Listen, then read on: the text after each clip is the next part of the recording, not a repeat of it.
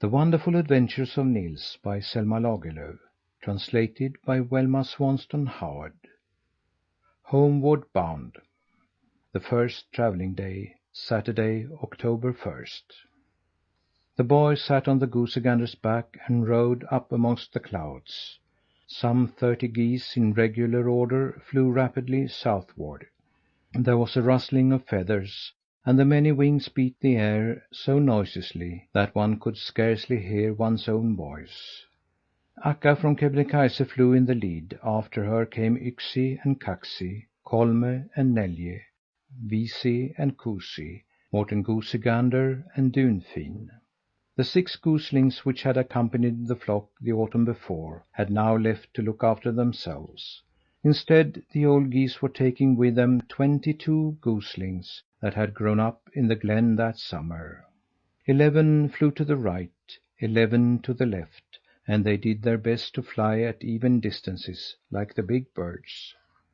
The poor youngsters had never before been on a long trip, and at first they had difficulty in keeping up with the rapid flight. "Akka from Kebnekaise! Akka from Kebnekaise!" they cried in plaintive tones. "What's the matter?" said the leader goose sharply. "Our wings are tired of moving! Our wings are tired of moving!" wailed the young ones. "The longer you keep it up, the better it will go," answered the leader goose, without slackening her speed. And she was quite right, for when the goslings had flown 2 hours longer, they complained no more of being tired. But in the mountain glen they had been in the habit of eating all day long, and very soon they began to feel hungry. "Akka, Akka, Akka from Kebnekaise!" wailed the goslings pitifully. "What's the trouble now?" asked the leader goose. "We're so hungry, we can't fly any more," whimpered the goslings. "We're so hungry, we can't fly any more." "Wild geese must learn to eat air and drink wind," said the leader goose, and kept right on flying. It actually seemed as if the young ones were learning to live on wind and air, for when they had flown a little longer, they said nothing more about being hungry. The goose flock was still in the mountain regions, and the old geese called out the names of all the peaks as they flew past, so that the youngsters might learn them. When they had been calling out a while, "This is Porsotjokko, this is Serjak-Tjokko, this is Sulitelma," and so on, the goslings became impatient again. "Akka, Akka, Akka!" they shrieked in heartrending tones. "What's wrong?" said the leader goose.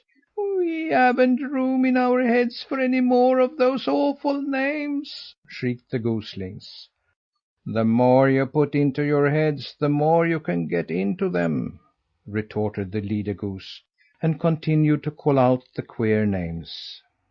The boy sat thinking that it was about time the wild geese betook themselves southward, for so much snow had fallen that the ground was white as far as the eye could see. There was no use denying that it had been rather disagreeable in the glen toward the last. Rain and fog had succeeded each other without any relief, and even if it did clear up once in a while, immediately frost set in. Berries and mushrooms upon which the boy had subsisted during the summer were either frozen or decayed. Finally, he had been compelled to eat raw fish, which was something he disliked. The days had grown short, and the long evenings and late mornings were rather tiresome for one who could not sleep the whole time that the sun was away. Now at last the goslings' wings had grown, so that the geese could start for the south. The boy was so happy that he laughed and sang as he rode on the goose's back. It was not only on account of the darkness and cold that he longed to get away from Lapland. There were other reasons too. The first weeks of his sojourn there, the boy had not been the least bit homesick. He thought he had never before seen such a glorious country. The only worry he had had was to keep the mosquitoes from eating him up. The boy had seen very little of the goosey gander, because the big white gander thought only of his Dunfin, and was unwilling to leave her for a moment. On the other hand, Thumbietot had stuck to Akka and Gorgo, the eagle, and the three of them had passed many happy hours together. The two birds had taken him with them on long trips. He had stood on snow capped Mount Kebnekaise. He had looked down at the glaciers and visited many high cliffs seldom tramped by human feet. Akka had shown him deep hidden mountain dales, and had let him peep into caves where mother wolves brought up their young.